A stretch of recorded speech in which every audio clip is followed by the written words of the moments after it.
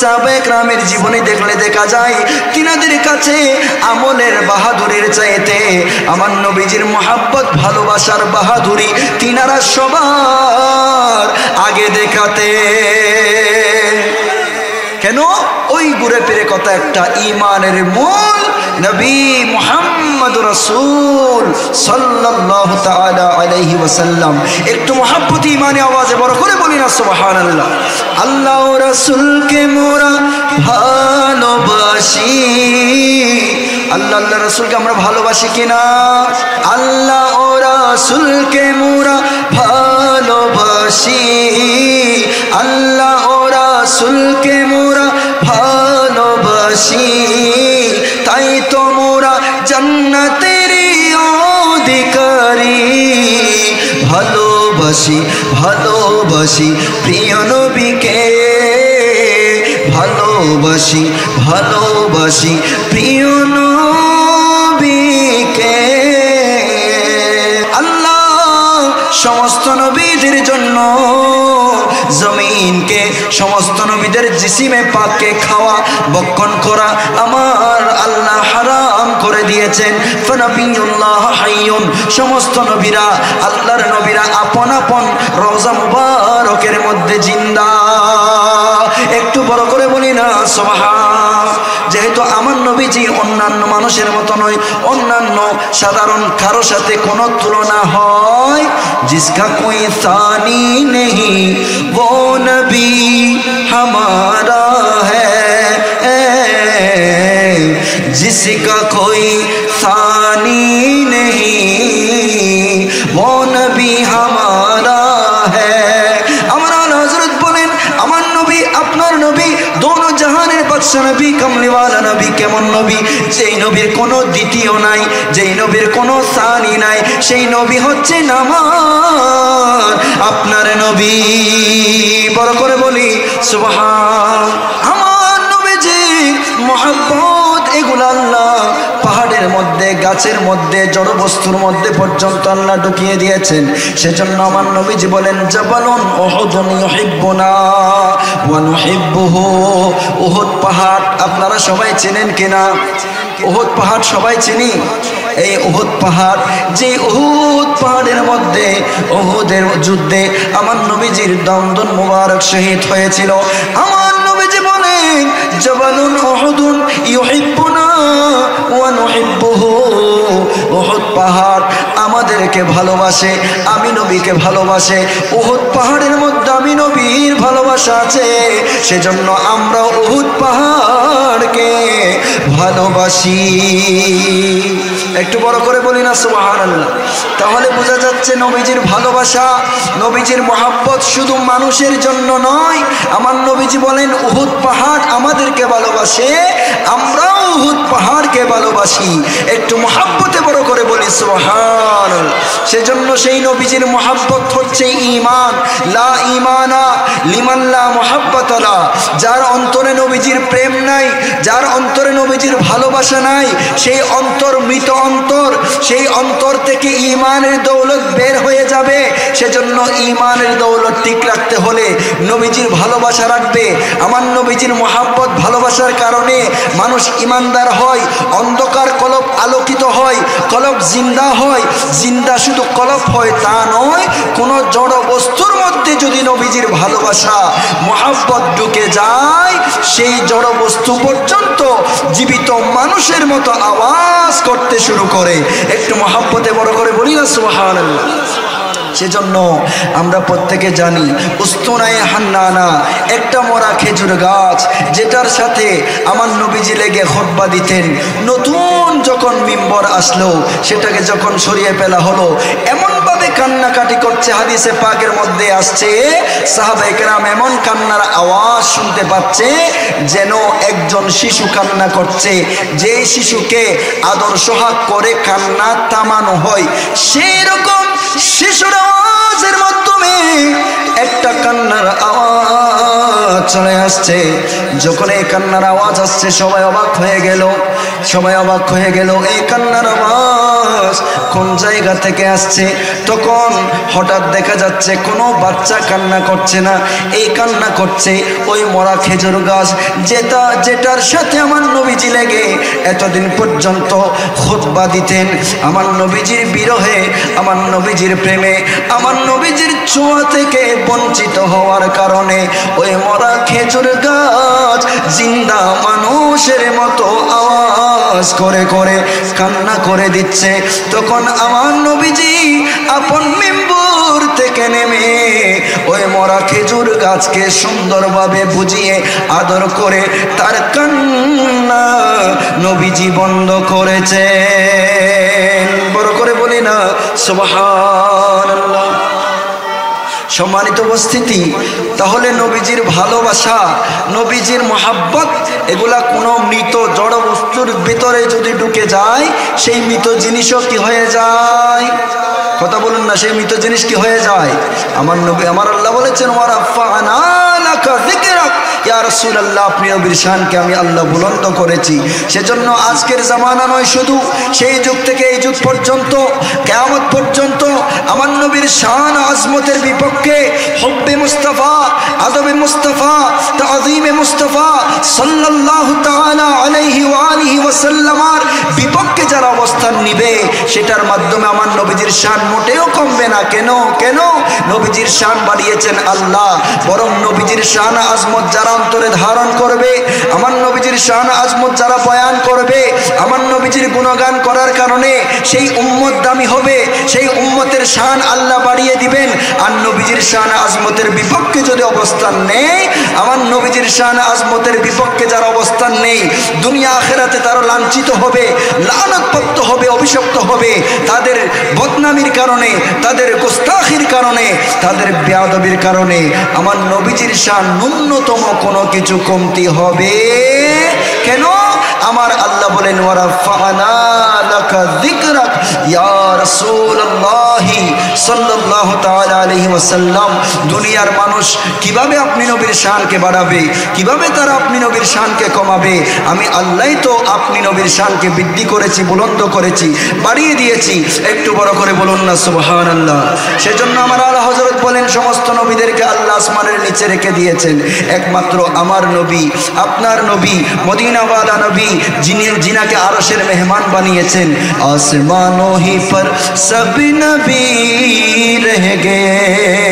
आला हजरत बोलेन आसमानेर नीचे समस्त नबीरा থেকে গিয়েছে। आसमानों ही पर सब नबी रह गए, आसमानों ही पर सब नबी रह गए। अर्शे आज़म पे पहुँचा हमारा नबी, अर्शे आज़म पे पहुँचा हमारा नबी। একটু বড় করে বলি না মারহাবা। আমার আলা হযরত বলেন সমস্ত নবীরা আসমানের নিচে থেকে গিয়েছে। মুসা আলাইহিস সালাম আল্লাহর দরবারে ফরিয়াদ করছেন, হ্যাঁ রব্বি আরিনি, হে রব আমাকে দেখা দিন। আল্লাহ বলেন লান তারানি, লান তারানি রব ने कहे रब्बी अरिनी कहे मूसा, लेकिन मेरे आका दिखलाए शानो कैसा। আমার নবীজির শান, আমার নবীজি আল্লাহর দরবারে কোনো সময় ফরিয়াদ করেন নাই আল্লাহকে দেখার জন্য। আল্লাহ দয়া করে মায়া করে আমার নবীজিকে দিদার দিয়েছেন, আমার নবীজিকে মেরাজ করিয়েছেন। আল্লাহ আমার নবীজিকে আরশের মেহমান বানিয়েছেন। সেজন্য আমার আলা হযরত বলেন সমস্ত নবীরা আসমানের নিচে থেকে গিয়েছে। আর জিনাকে আরশের মেহমান বানিয়েছেন তিনি অন্য কোন নবী নয়, হামারা নবী, তিনি আমাদের নবী। আল্লাহু আকবার। সম্মানিত উপস্থিতি, তাহলে আরশের মেহমান যেই নবীকে বানিয়েছেন তিনি হচ্ছেন আমাদের নবী। তো এখানে নবীজির শান আজমতে গোস্তাখি করলে কোনো কিছু আসবেও না, যাবেও না, বরং যে বেয়াদবি করবে সেই বেয়াদবির অবনতি হবে। সেজন্য আমরা আমাদের দুনিয়া আখিরাতে অবনতি চাই নাকি উন্নতি চাই? আমরা আমাদের দুনিয়া আখিরাতের বিফলতা চাই নাকি সফলতা চাই? সফল যদি হতে হয় আমার নবীজির ভালোবাসা মহাব্বত অন্তরে ধারণ করা ছাড়া দ্বিতীয় কোনো রাস্তা কেন? আমার নবীজি হচ্ছেন কিসের মূল বলেছি? ঈমানের মূল। আমার নবীজি কিসের মূল? নবীর সাথে যারা আদব বজায় রাখবে তাদের ঈমান ঠিক থাকবে, নবীর সাথে যারা আদব বজায় রাখবে না তাদের ঈমান ঠিক থাকবে। আমার নবীজির ভালোবাসা তাহলে শুধু মানুষের অন্তরে নয়, আমার নবীজির ভালোবাসা ঝড় বস্তুর মধ্যেও আছে, আমার নবীজির ভালোবাসা পাহাড়ের মধ্যেও আছে। এবং আমার নবীজিকে আমরা যেভাবে ভালোবাসি মহাব্বত করি ঠিক সেভাবে আমার নবীজিকে মা বোনরাও মহাব্বত করতো, ভালোবাসতো। সেজন্য ইমানদার নর নারী প্রত্যেকের অন্তরে আমার নবীজির ভালোবাসা থাকতে হবে, আমার নবীজির মহাব্বত থাকতে হবে। এটার মাধ্যমে প্রকৃত ইমানদার হওয়া সম্ভব হবে।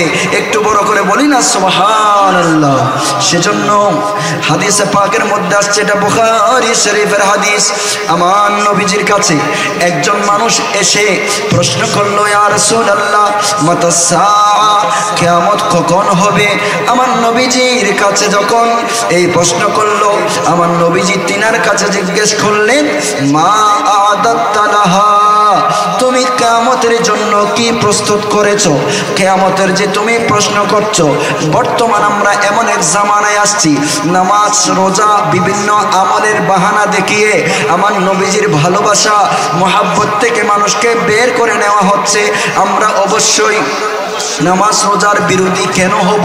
নামাজ রোজা পড়ার মাধ্যমে আমার নবীজির মহাব্বতের কি হবে? প্রকাশ ঘটবে। কিন্তু ওই নামাজ নয় যেই নামাজি নামাজ পড়ার পরে নবীজির শানের খেলাফ কথা বলে, যেই নামাজি রোজা রাখার পরে আমার নবীজির শানে গুস্তাখি করে, যেই নামাজি যাকাত দেওয়ার পরে ভালো ভালো নেক নেক কাজ করার পরে আমার নবীজির শানে বিভিন্ন খারাপ শব্দ চয়ন করে, এই রকম নামাজি হাজি গাজী আমরা হতে চাই।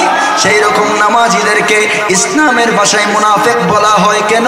তাদের ভিতরে ঈমানের দৌলত নাই, কিন্তু উপরে ঈমানের প্রকাশ দেখায়। আর সাহাবে কেরামের উপরে যেমন ঈমানের প্রকাশ ছিল সেভাবে অন্তর্ভর্তি আমার নবীজির ভালোবাসা ছিল, আমার নবীজির মহাব্বত ছিল। সেজন্য সাহাবে কেরামের জীবনী দেখলে দেখা যায় তিনাদের কাছে আমলের বাহাদুরির চাইতে আমার নবীজির মহাব্বত ভালোবাসার বাহাদুরি তিনারা সবার আগে দেখাতে। কেন? ওই ঘুরে ফিরে কথা একটা, ঈমানের মূল নবী মুহাম্মদ রাসূল সাল্লাল্লাহু তাআলা আলাইহি ওয়াসাল্লাম। একটু মহব্বত ঈমানে আওয়াজে বড় করে বলি না সুবহানাল্লাহ। আল্লাহ ও রাসূলকে মোরা ভালোবাসি। আল্লাহ আল্লাহ রাসূলকে আমরা ভালোবাসি কিনা? একটু সবাই বলি না ভালোবাসি কিনা? দেখি মহব্বতে বলি তো, আল্লাহ ওরা ভালোবাসি। হচ্ছে না, আওয়াজে হবে না, একটু মহব্বতে বলি সবাই, আল্লাহ ও রাসূলকে মোরা ভালোবাসি, আল্লাহ ও রাসূলকে মোরা ভালোবাসি, তাই তো মোরা জান্নাতের অধিকারী। ভালোবাসি ভালোবাসি প্রিয় নবীকে, ভালোবাসি ভালোবাসি প্রিয় নবীকে। সালাতুন ইয়া সালামুন ইয়া হাবিবাল্লাহ। সম্মানিত উপস্থিতি, আপনাদের কি মনোযোগ আছে? তাহলে আমি কি কথা বলতে চেয়েছিলাম, সাহাবী আসছে প্রশ্ন করছে, ইয়া রাসূলুল্লাহ কিয়ামত কখন হবে? আমার নবীজি বলছেন, মা আ'দাত্তা লাহা, তুমি কিয়ামতের প্রশ্ন করছো, কি জোগাড় করেছো? আমরা তো দেখাই আমি অনেক বড় নামাজি, আমরা অনেক বড় হাজি, আমি অনেক বড় গাজী, বিভিন্ন আমলের বাহাদুরি দেখায়। আর হাদিসে পাকের মধ্যে আসছে, সাহাবী উত্তর দিল, ইয়া রাসূলুল্লাহ মা আ'দাত্তু লাহা, আমি সেরকম কোনো কিছু বেশি প্রস্তুত করতে পারি নাই। শুধু তাই নয়, সেই সাহাবী আরো বলেন, মিন কাসীরিন সালাতিন ওয়ালা সাওমিন ওয়ালা সাদাকাতিন, ইয়া রাসূলুল্লাহ সাল্লাল্লাহু তাআলা আলাইহি ওয়াসাল্লাম, আমার কাছে বেশি নামাজ নাই, আমার কাছে বেশি রোজা নাই, আমার কাছে তেমন বেশি সদকা করি নাই, আমার কাছে নামাজের সেরকম ইবাদত নাই, আমার কাছে বেশি রোজার ইবাদত নাই, আমার কাছে বেশি সদকার ইবাদত নাই, ইয়া রাসূলুল্লাহ আমার কাছে সেরকম বেশি কিছু আমল নাই। তো প্রস্তুতি কি আছে? প্রস্তুতির বিষয় সাহাবী আমার নবীজির কাছে তুলে ধরছেন। আল্লাহর প্রিয় রাসূল পাক সাল্লাল্লাহু তাআলা আলাইহি ওয়া আলিহি ওয়াসাল্লামের কাছে ইরশাদ করছেন, ইয়া রাসূলুল্লাহ ওয়ালাকিন্নী উহিব্বুল্লাহ ওয়া রাসূলুহু, আমার কাছে বেশি নামাজ রোজা যাকাত বেশি দান সদকা না থাকতে পারে, কিন্তু আমি আল্লাহ এবং তার পেয়ারা হাবিব অর্থাৎ আপনি নবীকে ভালোবাসি। আল্লাহু আকবার, ইয়া রাসূলুল্লাহ।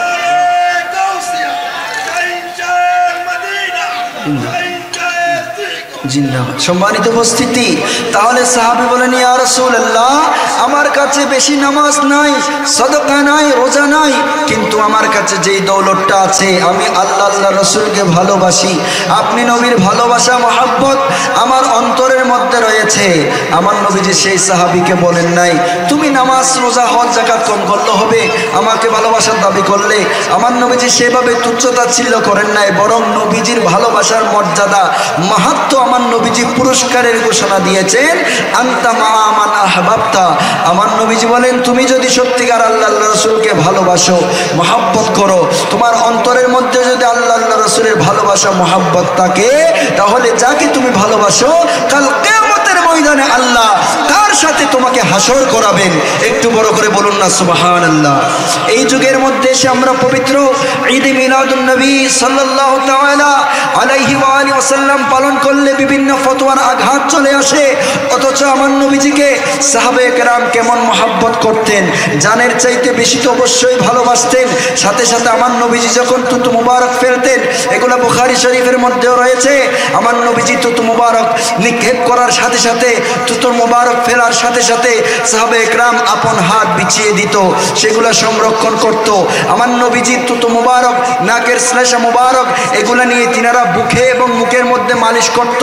আমার নবীজির জিসিমে পাক থেকে যেই ঘাম মুবারক ঝরে পড়তো, সেই ঘাম মুবারক নিয়ে শিশিরের মধ্যে ভরে আতর হিসেবে তারা লাগাতো। শুধু তাই না, হাদিসে পাকের মধ্যে এসেছে, আমার নবী আপনার নবী কেমন শানওয়ালা নবী, আমার নবীজি যেই রাস্তা দিয়ে হেঁটে যেত, সাহাবী বলেন এরপরে যদি কেউ সেই রাস্তা দিয়ে হেঁটে যেত, একেবারে অনায়াসে বুঝতে পারতো কিছুক্ষণ আগে এখানে আগে যিনি হেঁটে গিয়েছেন তিনি আর কেউ নয়, তিনি আমার নবী আপনার নবী, গুনাহগার উম্মতের কান্ডারি নবী, নবী রাহমাতুল লিল আলামিন, নবী মুহাম্মদুর রাসূলুল্লাহ। সবাই বড় করে বলি সাল্লাল্লাহু আলাইহি ওয়াসাল্লাম। আমার নবী যে হেঁটে গিয়েছেন সেটা স্পষ্ট বোঝা যেত। হাদিসে পাকের মধ্যে এসেছে, কেমনে বুঝতো? আমার নবীজির জিসিমে পাকের একটা সুঘ্রাণ ছিল। আমার নবীজির জিসিমে পাক থেকে যেই ঘাম মুবারক বের হতো, সেই ঘাম মুবারকের সুঘ্রাণ এত বেশি ছিল, নবীজি হেঁটে চলে যাওয়ার পরেও অনেকক্ষণ পর্যন্ত সেই ঘ্রাণ সেই রাস্তার মধ্যে, সেই জায়গার মধ্যে সেখানে বিরাজ করত। সেই সুঘ্রাণ মানুষ শুকার কারণে বুঝতে পারত এই রাস্তা দিয়ে, এই পথ দিয়ে আমার নবীজি চলে গিয়েছেন, আমার নবীজি হেঁটে গিয়েছেন। একটু মহব্বতে বলি না সুবহানাল্লাহ। সম্মানিত উপস্থিতি, সেই নবীজির ভালোবাসা মোহাব্বত সাহাবে একরামের অন্তরে কেমন ছিল। আমার নবীজির তুত মুবারক, আমার নবীজির শ্লেষা মুবারক, ঘাম মুবারক সংরক্ষণ করতে বুকে লাগাতেন। আমার নবীজি যখন উজু করতেন, উজুর পানি নেওয়ার জন্য সাহাবে একরামের মধ্যে প্রতিযোগিতা হয়ে যেত। উজুর পানি নেওয়ার জন্য তারা একজন আরেকজনের সাথে ধাক্কাধাক্কি লেগে যেত সেই উজুর পানিগুলাকে সংরক্ষণ করার জন্য। তামাম জগতের সমস্ত মানুষ উজু করলে যে পানি নির্গত হয়, যে পানি বের হয় উজুর পানি, সেই পানি নাফাক। আর আমার নবীজির উজুর পানি শুধু পাক নয়, সেই পানি পান করার জন্য, সেই পানি বরকত হিসেবে ব্যবহার করার জন্য সাহাবায়ে কেরাম নিয়ে নিতেন। আমার নবীজি এর আগে নেওয়ার জন্য বলেন নাই, কিন্তু সাহাবায়ে কেরাম এটা ভালোবাসা থেকে, মহব্বত থেকে করিয়েছেন। তাহলে নবীজির ভালোবাসা মহব্বতের কারণে উম্মত যে কোনোভাবে আমার নবীজির ভালোবাসা প্রকাশ করবে, সেটার মধ্যে কোনো আপত্তি থাকতে পারে। আমরা এই যুগে এসে আমার নবীজিকে জাহেরি হায়াতে না পাইলেও আমার নবীজি হায়াতুন নবী, এই ঈমান আমাদের প্রত্যেকের আছে কিনা? আমার নবীজি বলেন, ইন্নাল্লাহা হারামা আলাল আরদি আন তাকুলা জাসাদাল আম্বিয়া। আল্লাহ সমস্ত নবীদের জন্য জমিনকে, সমস্ত নবীদের জিসিমে পাককে খাওয়া বক্ষণ করা আমার আল্লাহ হারাম করে দিয়েছেন। ফানাবিয়ুল্লাহ হাইয়ুন, সমস্ত নবীরা, আল্লাহর নবীরা আপন আপন রওজা মুবারকের মধ্যে জিন্দা। একটু বড় করে বলি না সুবহান। যেহেতু আমার নবীজি অন্যান্য মানুষের মতো নয়, অন্যান্য সাধারণ কারো সাথে কোনো তুলনা হয়, जिसका कोई सानी नहीं वो नबी हमारा है, जिसका कोई सानी नहीं वो नबी हमारा है। আমার হযরত বলেন, আমার নবী আপনার নবী, দোনো জাহানের বাদশা নবী, কমলিওয়ালা নবী। কেমন নবী? সেই নবীর কোনো দ্বিতীয় নাই, যেই নবীর কোনো সানি নাই, সেই নবী হচ্ছে আমার আপনার নবী। বড় করে বলি সুবহান। আমার নবীজি কি বললাম? ঈমানের মূল। এবং নবীজির ভালোবাসা মহব্বত যার অন্তরে থাকবে না, তার কাছে ঈমান থাকবে। সেজন্য নবীজির মহব্বত পরিপন্থী কোনো শব্দ, কোনো আচরণ, কোনো কাজ কর্ম যেটার মাধ্যমে আমার নবীজির শান ও আজমত আঘাত লাগে, সেরকম কোনো কথাও বলা যাবে না, সেরকম কোনো লেখাও লেখা যাবে না। সব চাইতে বেশি আমার নবীজির শান আজমতের ব্যাপারে সেন্সিটিভ থাকতে হবে। একটু বড় করে বলুন না সুবহানাল্লাহ। কেন? নবীজির দরবারের আদব, নবীজির দরবারের তাজিম, এগুলা শিক্ষা দিয়েছেন আমাদেরকে কে? আল্লাহ। স্বয়ং আল্লাহ শিক্ষা দিয়েছেন। সাহাবায়ে কেরামের মাধ্যমে অবশ্যই আমরা শিক্ষা পেয়েছি, কিন্তু বড় কথা হচ্ছে নবীজির দরবারের আদব, তাজিম, মহব্বত, এগুলা আমার আল্লাহ নিজেই কি দিয়েছেন শিক্ষা। শায়ের বলেন, নবীর দরবারের কোনো নাই রে তুলনা। আমার নবীজির দরবার এটা এমন একটা দরবার, যেই দরবারের কোনো কি হতে পারে না, তুলনা হতে পারে। নবীর দরবারের কোনো নাই রে তুলনা, যে দরবারের আদব শিক্ষা দেন রব্বানা, যে দরবারের আদব শিক্ষা দেন রব্বানা, নবীর দরবারের কোনো নাই রে তুলনা। আদব কিভাবে শিক্ষা দিচ্ছেন আমার আল্লাহ বলেন, লা তারফাউ আসওয়াতাকুম ফাওকা সাউতিন নবীজি, তোমরা আমার নবীজির আওয়াজের উপরে তোমাদের আওয়াজকে উঁচু করো না। এতটুকুন যদি বেয়াদবি হয়, এটাও আমার নবীজির শানে বেয়াদবি হবে, এটাও আমার নবীজির শানে আঘাত হবে, নবীজির দরবারের আদবের লঙ্ঘন হবে। লা তারফাউ আসওয়াতাকুম ফাওকা সাউতিন নবী, আমার নবীর শানে তোমরা কইরো না বিয়াদবি। শায়ের বলেন, লা তারফাউ আসওয়াতাকুম ফাওকা সাউতিন নবী, আমার নবীর শানে তোমরা কইরো না বিয়াদবি। তার আওয়াজের উপরে আওয়াজ তুলো না, তার আওয়াজের উপরে আওয়াজ তুলো না, নবীর দরবার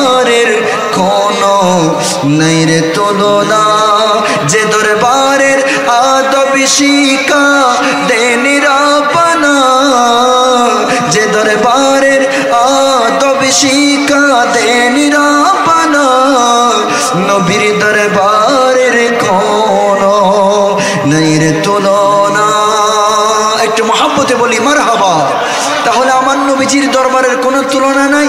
আল্লাহ বলেন লা তারফাউ আসওয়াতাকুম ফাওকা সাওতিন নবী, হে ঈমানদার বান্দারা তোমরা কথা বলার সময় সাবধান, তোমাদের আওয়াজ যাতে আমার নবীজির আওয়াজের উপরে না ওঠে। এতটুকুন যদি বেয়াদবি হয় তাহলে তোমাদের আমল সব কিছু আন তাহবাতা আমালুকুম, তোমাদের যা আমল রয়েছে সমস্ত আমল মুহূর্তের মধ্যে বরবাদ হয়ে যাবে।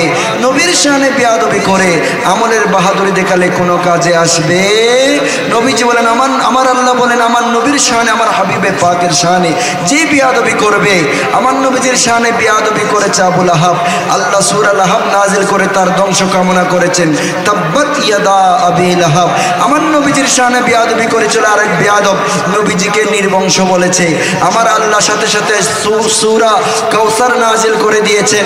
আল্লাহ বলেন ইয়া রাসূলুল্লাহ বেয়াদবের বেয়াদবিতে আপনি মন ছোট করিয়েন না, মনে কষ্ট পাইয়েন না।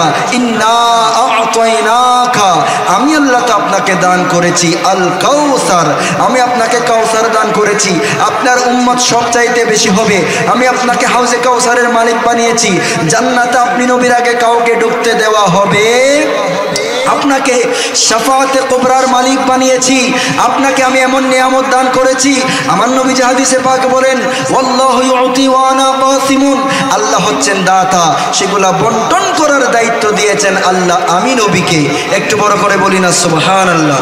তাহলে সেজন্য আমরা আমার নবীর কাছে চাই। আল্লাহ বলেছেন ওয়া আম্মাস সাইলা ফালা তানহার, ইয়া রাসূলুল্লাহ আপনার কাছে কোনো সাইল কোনো কিছু চাইলে আপনি তাকে ফিরিয়ে দিয়ে। সেজন্য নবীজির দরবার এমন দরবার যেই দরবারে চাইলে সেখান থেকে না দেওয়া যাবে না, সেরকম না কোনো শব্দ শোনা যায়। আমার আলা হযরত বলেন, সেজন্য আলা হযরত কাব্বা করে বলেছেন ওয়াহ কিয়া জো করম হ্যাঁ শাহে বতহা তেরা, ওয়াহ কিয়া জো করম হ্যাঁ শাহে বতহা। নবীজির করম, নবীজির যোদ করম, আমার নবীজির দানশীলতা প্রদান্যতা এত বেশি।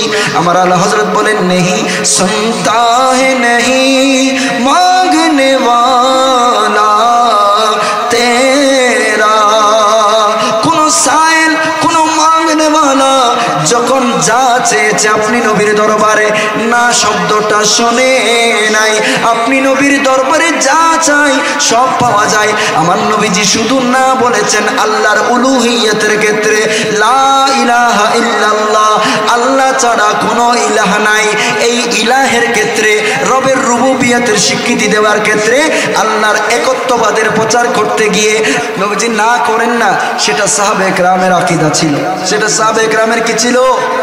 আপনারা কথা কি বুঝতে পারছেন? কারণ এই বিষয়গুলো হচ্ছে ইমানের কথা, নবীজির ভালোবাসা মহাব্বতের কথা অন্তরে যত আমরা গেঁথে নিতে পারবো আমাদের ইমান তত কি হবে মজবুত। আর নবীজির মহাব্বতের ব্যাপারে যদি আমরা সন্দিহান হই যে কোনো মুহূর্তে ইবলিস শয়তান বাতিলের আক্রমণের আমরা শিকার হতে। সেজন্য আমার নবীজির দরবার এমন দরবার যে দরবারের আদব শিক্ষা দিয়েছেন আল্লাহ, যে দরবারে চাইলে না কোনো শব্দ নাই। ইবনে মাজাহ শরীফের হাদিস কিতাবুল লিবাসের মধ্যে এসেছে, আমার নবীজিকে ভালোবেসে মহাব্বত করে একজন মহিলা সাহাবিয়া আমার নবীজির দরবারে এসেছেন একটা গিফট নিয়ে, একটা উপহার নিয়ে, একটা সুন্দর চাদর নিয়ে। একটু মহব্বতে বলবো না সুবহানাল্লাহ। আলে নবীজির ভালোবাসা হুজুর সাইয়েদনা সিদ্দিক আকবর রাদিয়াল্লাহু তাআলা আনহুর অন্তরে ছিল, ফারুক আজম রাদিয়াল্লাহু তাআলা আনহুর অন্তরে ছিল, এভাবে সমস্ত সাহাবায়ে কেরামের অন্তরে ছিল। এবং আমার মা বোনরা যারা ছিলেন, মা বোনদের মধ্যে আমার নবীজির অনেক ভালোবাসা মহাব্বত ছিল। সেজন্য একজন মহিলা আমার নবীজির দরবারে একটা চাদর মুবারক নিয়ে আসলেন, এসে বলেন উপস্থিত সাহাবায়ে কেরাম আছে, নবীজির দরবারে আরজ করলেন ইয়া রাসূলুল্লাহ ইয়া ইয়া হাবিবাল্লাহ, আমি এই চাদর মোবারকটা আপনি নবীর জন্য আমি নিজের হাতে বুনে এনেছি, আমি নিজের হাতে কাজ করেছি, সুন্দরভাবে এই চাদর মোবারকটা আমি সেলাই করেছি, নিজে বুনেছি। আপনি যাতে সুন্দরভাবে এটা ব্যবহার করতে পারেন, আমার নবীজিও সেটা নিজের জন্য প্রয়োজন মনে করলেন, ব্যবহারের উপযোগী মনে করলেন। আমার নবীজি নিজের প্রয়োজনে ব্যবহার করার জন্য অনেক খুশি মনে সেই হাদিয়াটা গ্রহণ করলেন, সেই চাদর মোবারকটা গ্রহণ করলেন। ওই মা খুশি হলো। এখন এদিকে নবীজি আপন সাহাবে একরামের কাছ থেকে ভিতরে গিয়ে সাহাবে একরাম বলেন, আমার নবীজি আমাদের সামনে ভিতর থেকে সেই চাদরকে সুন্দরভাবে লুঙ্গির মতো করে পরিধান করে আমার নবীজি আমাদের সামনে আসলেন। প্রতিমধ্যে একজন মানুষ সেখানে সাহাবে একরামদের মধ্যে একজন দাঁড়িয়ে আমার নবীজির কাছে আরজ করলেন, ইয়া রাসূলুল্লাহ, একটু মহব্বতে বলি সাল্লাল্লাহু আলাইহি ওয়াসাল্লাম, নবীজি এই চাদর মোবারকটা আমাকে আপনি দিয়ে দিন। এই কথা বলার সাথে সাথে আমার নবীজি আর দেরি করেন নাই। সেই মানুষ যখন ওই চাদর মোবারকটা চেয়েছেন তিনাকে দেওয়ার জন্য, নবীজি আবার ভিতরে ঢুকে গিয়েছেন। এদিকে উপস্থিত সাহাবায়ে কেরাম তিনাকে বকাবকি করতে লাগলো, মা আহসানতা, কিরে তুমি কাজটা ভালো করো নাই, কি কাজ করলাম? ওই মহিলা কত আদর যত্ন করে আমার নবীজির জন্য অনেক ভালোবাসা নিয়ে মহব্বত নিয়ে নবীজিকে হাদিয়া দেওয়ার জন্য সেই চাদরটা বুনে এনেছেন। আমার নবীজিও সুন্দরভাবে মহব্বতে গ্রহণ করেছেন এবং আমরা দেখতে পাচ্ছি নবীজি সেটার প্রয়োজন অনুভব করলেন, সেটা নবীজি ব্যবহারও শুরু করলেন। এই রকম একটা জিনিস কিভাবে তুমি চাইতে পারলা? এখানে আমরা এতগুলা সবাই আছি, তুমি বিষয়টাকে বুঝো নাই কেন? তুমি আমার নবীজির কাছে চাইলা। আমার নবীজি যে নবীজির কাছে কেউ কিছু চাইলে নবীজি যে না বলে না, তুমি কি সেটা জানো না? সুবহানাল্লাহ বলবেন না? তাহলে সাহাবে একরামের আকীদা কি? অন্যান্য সাহাবে একরাম ওনাকে বলছেন, তুমি কি জানো না নবীজির কাছে যত পছন্দের যত দামি যত কিছু হবে হোক, কেউ যদি নবীজির কাছে কোনো কিছু চেয়ে বসে আমার নবীজি দিতে পারবো না, না দিব না, সেই না শব্দ নবীজির জবানে পাক থেকে বের হয়। তখন ওই সাহাবীকে আমার নবীজি সেই সাহাবীকে অন্যান্য সাহাবে একরাম বলতে লাগলেন, তুমি কাজটা ভালো করো নাই, তুমি জানো আমার নবীজি চাইলেই দিয়ে দিবে। তো নবীজি সেটা নিজের জন্য প্রয়োজন অনুভব করেছেন, নিজে ব্যবহার করছেন, কেন তুমি সেটা চাইলা? তখন দেখেন সাহাবে একরামের সমস্ত কাজের মধ্যে আমার নবীজির ভালোবাসা জড়িত, আমার নবীজির মহব্বত জড়িত। যেই মহিলা সেই চাদরটা বুনে এনেছে তিনিও ভালোবেসে এনেছে, মহব্বত করে এনেছে আমার নবীজির প্রতি। এখন যিনি চাদরটা আবার চেয়ে নিয়েছেন তিনার উত্তর দেখেন, তিনি বলেন, শোনো শোনো, তোমরা আমাকে যে ভর্ৎসনা করছো, তোমরা আমাকে যে গালি দিচ্ছ, একটু শোনো। আমি সেটা পরিধান করার জন্য, সেটা সুন্দর কাপড় পরে বিভিন্ন জায়গায় ঘোরার জন্য, ব্যবহার করার জন্য আমার নবীজির কাছ থেকে আমি চেয়ে নিই নাই। সেটা নেওয়ার পেছনে যে কারণটা, সেটা হচ্ছে আমি দেখতে পেয়েছি এই চাদরটা ওই মহিলাও সুন্দরভাবে বুনে আমার নবীজির জন্য অনেক মহব্বত করে নিয়ে এসেছেন, আমার নবীজি মহব্বতে গ্রহণ করেছেন। আমার ইচ্ছা নবীজির সেই রকম পছন্দের প্রিয় একটা জিনিস যাতে আমি মৃত্যুবরণ করার পরে আমার কাফনে কাপড় হয়। একটু বড় করে বলবেন না সুবহানাল্লাহ? আপনারা কথা এটা কি বুঝেছেন? সাহাবীর উত্তর কি, আমার ইচ্ছা হচ্ছে আমি আমার নবীজির এরকম ব্যবহৃত পছন্দের মহব্বতের গ্রহণকৃত একটা জিনিসকে আমার কাফনের কাপড় বানিয়ে কবরে নিয়ে যেতে চাই। সেটার জন্য আমি এটা আমার নবীজির কাছ থেকে চেয়ে নিয়েছি, যে কোনো সময় যখন আমি চোখ বন্ধ করে ফেলবো যাতে আমাকে সেটা দিয়ে দফন করা হয়। আমি সেটার চাকচিক্যতা দেখিয়ে ঘোরাফেরা করার জন্য, ব্যবহার করার জন্য সেটা চাই নাই। তাহলে দেখেন সাহাবে কেরামের সব কিছুর মধ্যে আমার নবীজির ভালোবাসা, আমার নবীজির মহাব্বত জড়িত। একটু বড় করে বলি না সুবহানাল্লাহ।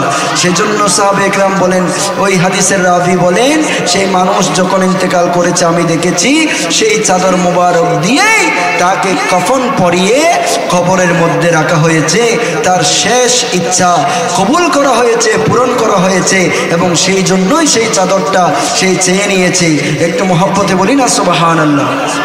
সালাতুন ইয়া রাসূলুল্লাহ, সালামুন ইয়া হাবিবাল্লাহ। মদিনা মদিনা আশিক মুমিনের ঠিকানা। মদিনা হচ্ছে ইমানদারের ঠিকানা, মদিনা হচ্ছে আশিকের ঠিকানা। একটু কথা বলুন না, মদিনা ইমানদারের ঠিকানা, মদিনা আশিকের ঠিকানা। দিদার চেয়ে কাঁদো তোমরা, দিদার চেয়ে কাঁদো তোমরা, হও না নবীর দেওয়ানা।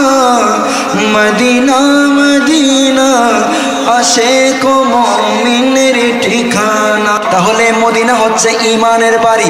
আমার নবীজিও বলছেন সেজন্য ঘুরে ফিরে ইমান চলে যাবে মদিনায়। আমার নবীজি ইমানের মূল এবং মদিনা হচ্ছে ইমানের বাড়ি। সেজন্য সেই নবীজির আগমনে, সেই নবীজিকে পেয়ে, সেই নবীজির উম্মত হয়ে আমরা খুশি। সেজন্য আজকে পবিত্র মাহফিলে ঈদে মিলাদুন নবী সাল্লাল্লাহু তাআলা আলাইহি ওয়াসাল্লাম আল্লাহ বলেন, ওয়া ইন তাউদ্দু নি'মাতাল্লাহি লা তুহসুহা। আমি আল্লাহ তোমাদেরকে এত এত নিয়ামত দিয়েছি, সেই নিয়ামত যদি তোমরা গোনা শুরু করো, গনতে গনতে গনতে গনতে আমি আল্লাহর নিয়ামত গণনা করা কি হবে না, সম্ভব হবে সেরকম অগণিত। এবং আল্লাহ বলেন, ওয়া আম্মা বিনি'মাতি রাব্বিকা ফাহাদ্দিস।